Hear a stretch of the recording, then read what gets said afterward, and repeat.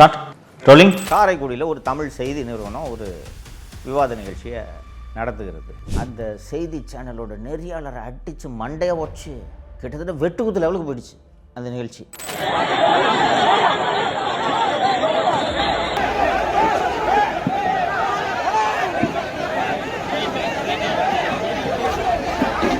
நாம் தமிழர் அமைப்பைச் சேர்ந்த இடும்பாவனம் கார்த்தி என்பவர் திமுக மணல் கொள்ளை அடிக்குதுங்க அப்படின்னு சொல்லிட்டு சில புள்ளிவிவரங்கள் எல்லாம் எடுத்து இந்த மாதிரி மணல் கொள்ளை அவங்க அடிக்கிறாங்க அப்படின்னு சொல்லிட்டு அவர் மேடையில் பேசிட்டார். நான் என்னுடைய கஷ்டங்களை என் வீடியோக்களை பார்த்த நண்பர்கள் பார்த்திருப்பீர்கள். 1-2 போய் வழக்காங்க. இது அராஜகம் அத்துமீறல்னு. இந்த அராஜகத்தை தானே 5 வருஷமாக பண்ணிக்கிட்டு இருந்தான். என்ன பண்ணிட்டு இருந்தீங்க நீங்க? இது உங்க கடமையா இல்லையா? இந்த அரங்கத்தில் பிஜேபி ஆதரவாளர்கள் இருக்கிறார்கள், இவர்களை தாக்க வேண்டும்னு திமுக அமைச்சராக இருக்கக்கூடிய சேகர்பாபு கிட்ட சொல்லி சேகர்பாபு ஒரு 50 திமுகவினர் அந்த இடத்துக்கு அனுப்பி சூர்யாவை அடிக்கிறாங்க, பிஜேபி ஆதரவாளர்கள் அடிக்கிறாங்க. அப்போது இவர்கள் மீண்டும் ஆட்சிக்கு வந்தால் என்னென்னவெல்லாம் செய்வார்கள்? ஆரம்பிக்கலாமா? உண்மையிலே சொல்கிறேன், ஜாலியாக இருக்குது பஸ்ஸு. நீங்களும் இதைவிட ஜாலியாக இந்த தேர்தலை அணுக வேண்டும் அப்படின்றத நான் உங்கள்கிட்ட கோரிக்கையாகவே வைக்கிறேன். அது என்னென்னா, டிசைனாக டைவடிப்பாங்க. அதுவும் உங்கள் வீட்டு வாசலுக்கு முன்னாடியே வந்து டைவடிப்பாங்க. ஜெயிச்சு உங்கள் ஓட்டெல்லாம் வாங்கிக்கிட்டு எம்எல்ஏ அமைச்சர்லாம் ஆனதுக்கு பிறகு பார்த்தீங்கன்னா நீங்கள் போய் குட்டிக்காரங்க போட்டாலும் திரும்பி பார்க்க மாட்டாங்க. என்ன, அதனால் இந்த தேர்தல் என்பது ஒரு திருவிழா கொண்டாட்டம். அதனால் ஏப்ரல் 23 வாக்குப்பதிவு நாள் வரை இந்த கொண்டாட்டத்தை அனைவரும் சேர்ந்து கொண்டாடுவோம். என்னோடு சேர்ந்து நீங்களும் கொண்டாட வேண்டும் அப்படின்றதான் என்னோட கோரிக்கை. சரியா தோழர்களே? என்னோட அந்த தமிழகத்தை காப்போம் சீரீஸு உங்களில் பலர் பார்த்திருப்பீர்கள். சவுக்கு மீடியா உள்ளிட்ட பல்வேறு சேனல்களில் நான் இந்த ஊடகங்களுக்கு திமுக அளிக்கக்கூடிய நெருக்கடி குறித்து மிக விரிவாக நான் பேசியிருக்கிறேன். தேர்தல் காலம் வந்தவுடன் எல்லா தொலைக்காட்சி நிறுவனங்கள், ஊடக நிறுவனங்கள் எல்லாமே இந்த விவாத மேடைன்ற நிகழ்ச்சி நடத்துவார்கள். விவாத மேடைன்னா டிவி ஸ்டுடியோவில் கூப்பிட்டு வழக்கமாக நடக்கிற அந்த விவாதம் போல் அல்லாமல் ஒரு அரங்கத்தை அமைத்து அந்த அரங்கத்தில் அனைத்து கட்சி முக்கியமான கட்சிகளின் பிரதிநிதிகளை எல்லாம் வரவழைத்து உங்கள் கட்சி ஏன் சிறந்ததுன்னு பேசுங்க பாஸு அப்படின்ட்டு அவர்களை பேச வைப்பார்கள். அண்ட் அரங்கத்தில் இருக்கக்கூடிய கேள்வி கேட்க வேண்டும் என்று விரும்பக்கூடியவர்களிடம் நீங்கள் இந்த மேடையில் இருக்கக்கூடிய இந்த அரசியல் பிரமுகர்களிடம் ஏதாவது கேள்வி கேட்க விரும்புகிறீர்களா அப்படின்ட்டு கேட்பாங்க. பெரும்பாலும் பார்வையாளர்களாக தான் இருப்பாங்க. கிட்டத்தட்ட ஒரு பட்டிமன்ற நிகழ்ச்சி போலன்னு வச்சுக்கோங்களேன். அவங்கவுங்க தரப்பு வாதத்தை எடுத்து வைக்கணும். நெறியாளர் என்று அந்த நிகழ்ச்சியை நடத்தும் ஊடகத்தை சேர்ந்த நெறியாளர் என்று ஒருவர் இருப்பார். அவர் மாடரேட் பண்ணுவார். சார் உங்களுக்கு 3 மினிட்ஸ் முடிஞ்சு போச்சு, நீங்கள் வெயிட் பண்ணுங்கள், சார் நீங்கள் இப்போ பேசுங்க அப்படின்ட்டு இடைமறிக்காமல் பார்த்துக்கொள்வாங்க. இது பிரச்சனை இல்லாமல் பார்த்துக்குவாங்க. சமீப காலமாக அரசியல் விவாத நிகழ்ச்சிகளையே ஒரு போர்க்களம் போல மாற்றுவதற்கு அரசியல் கட்சிகள் தொடங்கிவிட்டன. ஒரு சில நாட்களுக்கு முன்பு நடந்த ஒரு சம்பவம் என்னன்னா, காரைக்குடியில் ஒரு தமிழ் செய்தி நிறுவனம் ஒரு விவாத நிகழ்ச்சியை நடத்துகிறது. அதில் நாம் தமிழர் அமைப்பைச் சேர்ந்த இடும்பாவனம் கார்த்தி என்பவர் திமுக மணல் கொள்ளை அடிக்குதுங்க அப்படின்னு சொல்லிட்டு சில புள்ளிவிவரங்கள் எல்லாம் எடுத்து இந்த மாதிரி மணல் கொள்ளை அவங்க அடிக்கிறாங்க அப்படின்னு சொல்லிட்டு அவர் மேடையில் பேசிட்டார். நண்பர்களே, அந்த பகுதியைச் சேர்ந்த திமுக பிரமுகர்கள்லாம் அந்த உட்கார்றதுக்கு சேர் போட்டிருப்பாங்கள்ல, அந்த பிளாஸ்டிக் நாற்காலிகளை தூக்கி அடித்து அந்த செய்தி சேனலோட நெறியாளரை அடித்து மண்டையை வச்சு கிட்டத்தட்ட வெட்டுக்குத்து லெவலுக்கு போயிடுச்சு அந்த நிகழ்ச்சி.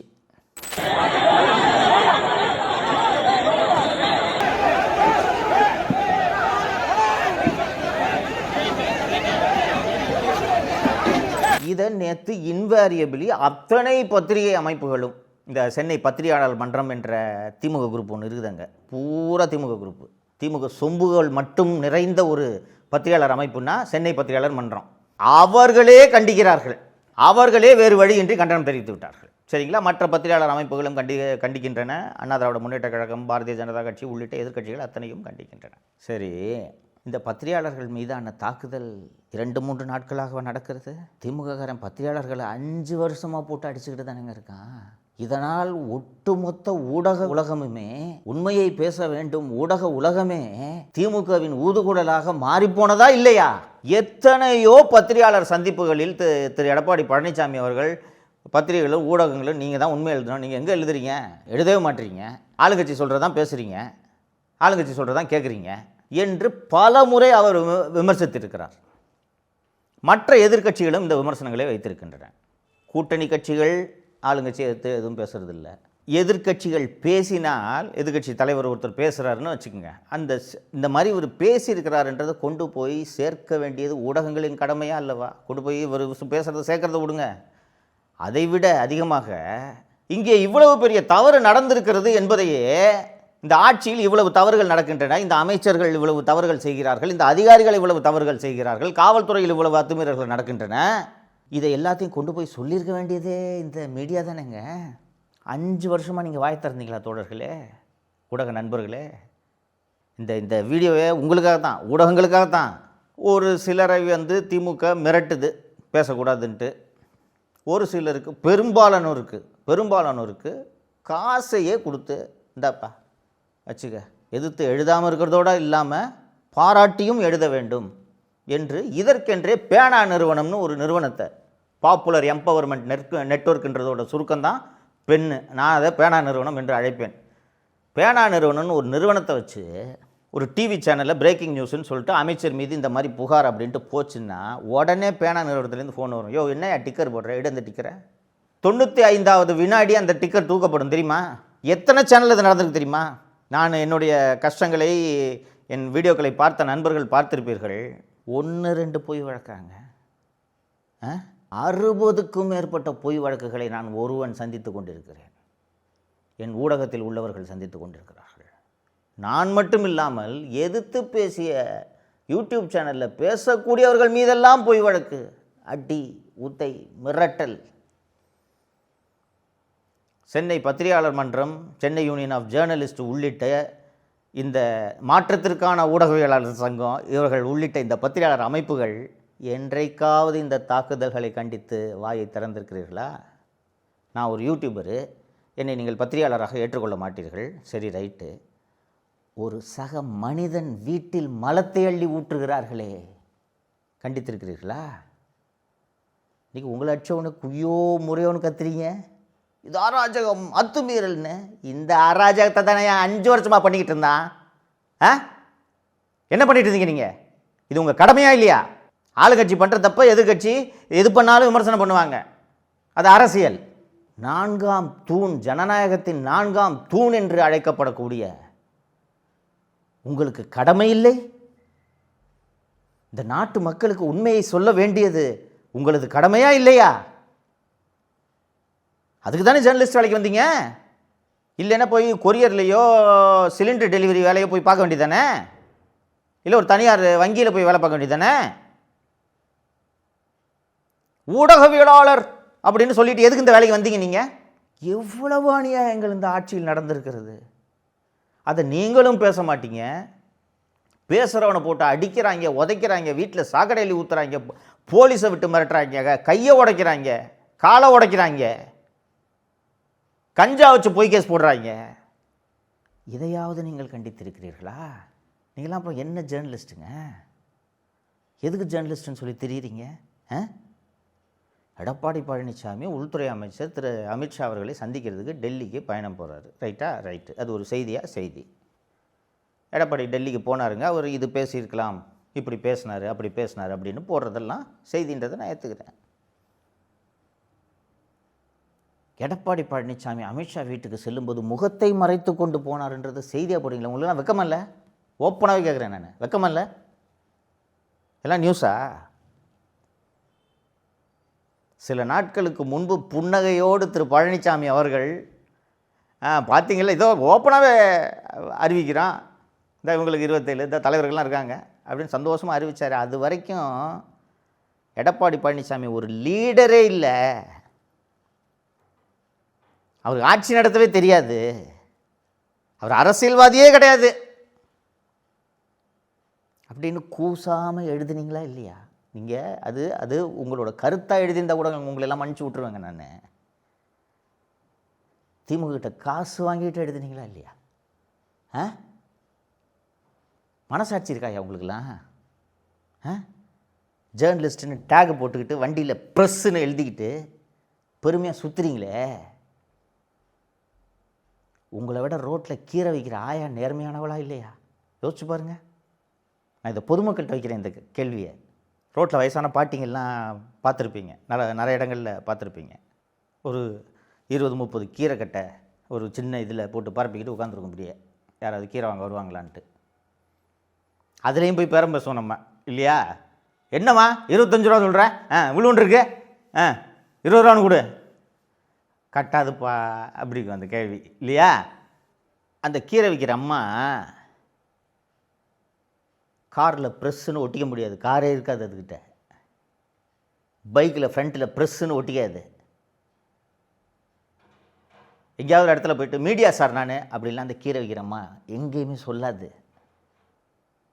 ஆனால் அன்றைக்கி அந்த கீரை அன்றைக்கி விற்கலைன்னா போச்சு அந்த கீரை இல்லையா? எவ்வளோ சம்பாரிச்சிடான்? ஒரு 300 ரூபா, 200 ரூபா. தனது வயிற்று பிழைப்புக்காக கீரையை விற்று பிழைக்கக்கூடிய ஒரு வயதான பெண்மணியிடம் இருக்கும் நேர்மை கூட ப்ரெஸ்ஸு மீடியான்னு சொல்லிட்டு இருக்க உங்ககிட்டலாம் இல்லை தானே? அங்கே சுற்றி இங்கே சுற்றி இன்றைக்கி தேர்தலெலாம் வந்துருச்சுன்ன உடனே என்ன திமுக விமர்சனம் பண்ணுறீங்களாடான்னு சொல்லிட்டு உங்களே அடிக்கிறானா?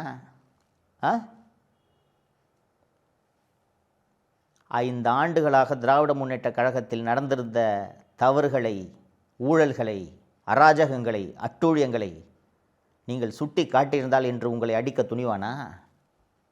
திமுக எதிர்த்து பேசுகிறவங்களெல்லாம் அவன் அடிச்சுக்கிட்டு இருக்கும்போது நீங்கள் வேடிக்கை பார்த்துக்கிட்டு இருந்தீங்க. இன்றைக்கி உங்களே அடிக்கிறானா?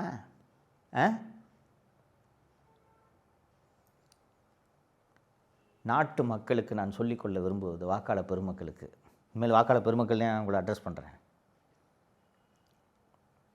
இதைத்தானேங்க நான் 4 வருஷமாக பேசிக்கிட்டு இருந்தேன். இன்றைக்கி தேர்தல் வந்துருச்சுன்னு தெரிஞ்ச பிறகும் 50 கேமராவே வேண்டாம், இன்றைக்கி தான் எல்லா செல்ஃபோன்கள்லையும் கேமரா இருக்கே, 50 கேமரா இருக்குதுன்னு தெரிஞ்ச உடனே மேடையில் சேரை விட்டு அரிஞ்சு ரவுடித்தனம் பண்ணுறானே.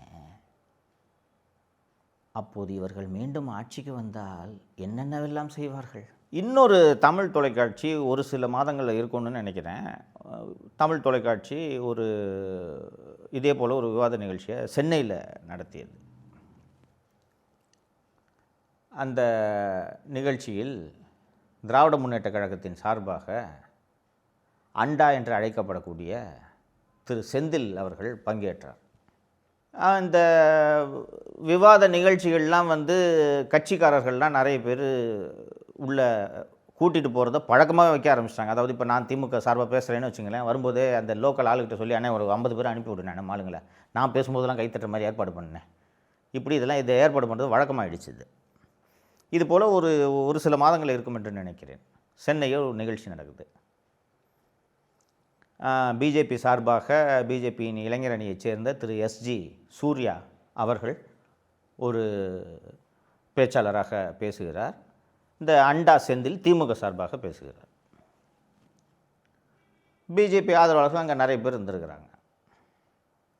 திரு செந்தில் அவர்கள் அந்த திமுக காரங்களை பற்றி தான் உங்களுக்கு தெரியுமே. அதுவும் இந்த அண்டான்னு பேர் வந்ததே காரணம் இவர் அண்டாவாக இருப்பதால். அந்த அண்டா செந்தில் அநியாயத்துக்கு திமுகவுக்கு முட்டு கொடுப்பார். ஸோ இந்த செந்தில் பேசும்போது அங்கே அந்த அரங்கத்தில் இருந்தவர்கள் ஏதோ சொல்லி கிண்டல் பண்ணியிருக்காங்க. அந்த மேடையில் செந்தில் பேசுகிறார், மைக்கில் பேசும்போது ஏதோ அரங்கத்தில் இருக்கவங்க சொல்லி கிண்டல் பண்ணாங்கன்னா, இதெல்லாம் மேடையில் பேசும்போது 4 பேர் கிண்டல் பண்ண தான் செய்வான், கண்டுக்காமல் போக வேண்டியதான். அப்படி இல்லைன்னா இல்லைங்க நான் பேச விரும்பலைங்காட்டி நீங்கள் பாட்டு கிளம்பி போகணும் இல்லையா? அவர் பேசும்போது யாரோ கூட்டத்தில் இருக்கவங்க ஏதோ கத்திட்டான்னு சொல்லிவிட்டு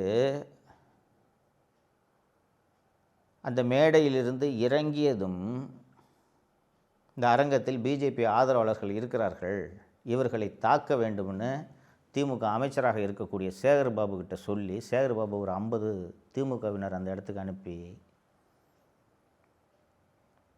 அந்த நிகழ்ச்சியில் பேச்சாளராக கலந்து கொண்ட எஸ்ஜி சூர்யாவை தாக்க திட்டமிட்டு கதவு பூட்டிட்டாங்க. வெளியில் இவங்க கதவு பூட்டிட்டாங்கன்னு தெரிஞ்சோன்னா சூர்யா மற்றும் அந்த பிஜேபி சப்போர்ட்டர்ஸ் கொஞ்சம் பேர் இருந்திருப்பாங்களா, அவங்களுக்கெல்லாம் தெரிஞ்சு போய் அவங்கெல்லாம் கண்ட்ரோல் ரூமுக்கு ஃபோன் அடிக்கிறாங்க.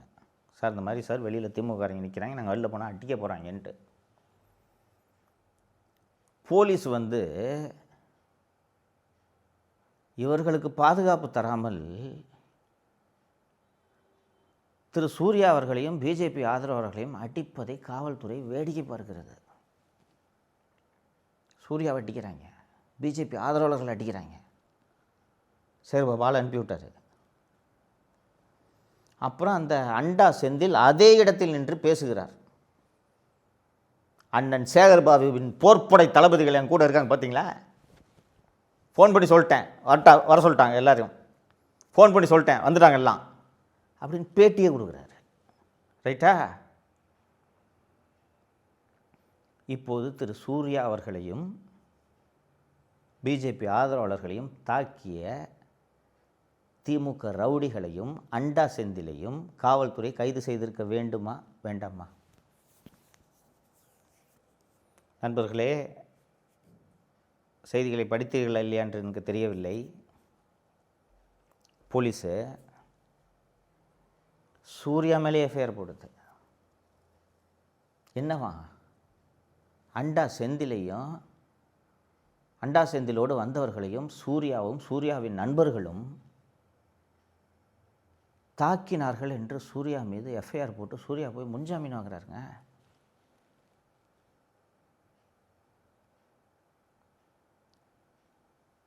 இன்றைக்கி இந்த காரைக்குடியில் பத்திரிகையாளர் மீது நடந்த தாக்குதலை கண்டித்து ஐயோ ஐயோ என்று குரல் கொடுக்கும் இந்த பத்திரிகையாளர் அமைப்புகள் அதையும் கண்டித்திருக்க வேண்டுமா வேண்டாமா?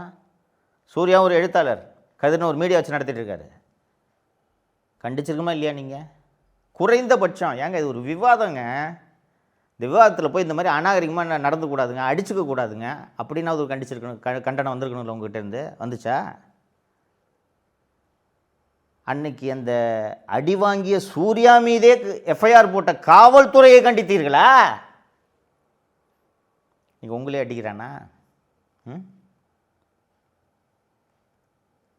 அந்த கீரைக்கார அம்மா உதாரணமாக சொல்லி பேசிக்கிட்டு இருந்தேன்ல நான்,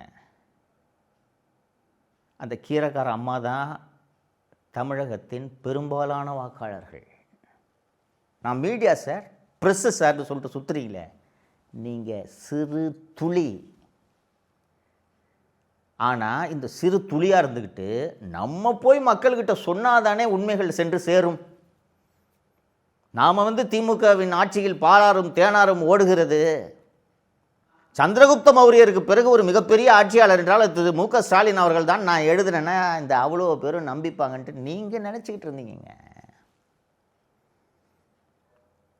நான் பல இடங்களில் அதிமுக மீண்டும் ஆட்சிக்கு வரும் என்றெல்லாம் ஏன் பேசினேன் என்றால், இந்த பத்திரிகையாளர்கள் இன்றைக்கி இப்படி எழுதுறதெல்லாம் எல்லா ஜனங்களும் நம்பிக்க மாட்டாங்க. மக்களுக்கு உண்மை நன்றாக தெரியும் என்பதை உணர்ந்துதான் நான் அதிமுக வெல்லும் என்று தொடர்ந்து ஒரு ஆண்டாக பேசிக்கொண்டிருந்தேன். இன்றைக்கி இந்த பத்திரிகையாளர் மீது நடந்த தாக்குதலை எல்லாம் பார்த்துட்டு நீங்கள் இன்றைக்கி கண்டிக்கிறீங்களே, மக்கள் உங்களை பார்த்து சிரிக்கிறார்கள் என்பதை உங்களுக்கு தெரியாது. நீங்கள் எழுதுகிற பொய்யெல்லாம் மக்கள் படிச்சுட்டு தந்தியில் இப்படி எழுதியிருக்கான், இதில் இப்படி எழுதியிருக்கான் அப்படின்ட்டு நினைப்பார்களே ஒழிய அது உண்மை அல்ல என்பது மக்களுக்கு நன்றாக தெரியும். அதனால் குறிப்பாக இந்த பத்திரிகையாளர் மீது நடந்த இந்த தாக்குதலை ஏன் இவ்வளவு விரிவாக நான் பேசுகிறேன் என்றால், இப்போதாவது எதிர்க்கட்சிகள் செய்யும் பிரச்சாரங்களை உண்மையாக வெளியிடுங்கள் என்பது தான் நான் உங்களிடம் வைக்கக்கூடிய கோரிக்கை. இவ்வளோ நாள் திமுகவோட ஊதுகுழலாகவே இருந்துட்டீங்க. திருப்பியும் திமுக ஆட்சிக்கு வந்துடும் அப்படின்னு நினச்சிக்கிட்டு திருப்பி பொய்யை எழுதாதீங்க. எதிர்க்கட்சிகள் செய்யும் பிரச்சாரத்தை மக்களிடம் கொண்டு சேர்க்க வேண்டியது உங்களின் கடமை என்பது உங்களுக்கு நன்றாக தெரியும். இப்போதாவது உங்களது கடமையை, ஜனநாயக கடமையை சரியாக செய்யுங்கள் என்பதைத்தான் இந்த நேரத்தில் நான் வலியுறுத்த விரும்புகிறேன். வாக்காளர் பெருமக்களே, தேர்தல் நாளுக்கு முன்பாக எவ்வளவு விஷயங்களை உங்களுக்கு கொண்டு சேர்க்க முடியுமோ அவ்வளவு விஷயங்களையும் கொண்டு சேர்க்கிறேன். திருப்பி இன்னொரு வீடியோவில் சந்திக்கலாம். நன்றி. தமிழகத்தை காப்போம்.